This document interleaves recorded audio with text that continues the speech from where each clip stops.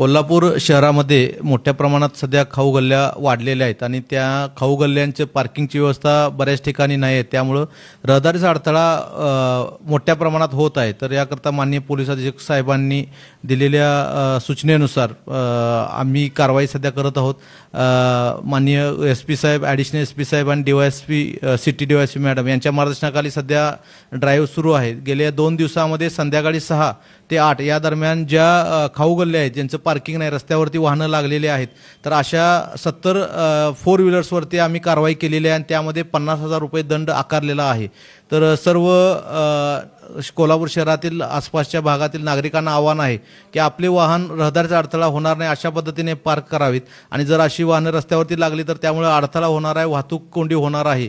तर त्या ह्याच्यामध्ये आम्हाला कारवाई करावी लागेल. तर सर्वांना आव्हान आहे की आपली वाहने रहदारीचा अडथळा होणार नाही अशा पद्धतीने पार्क करावीत.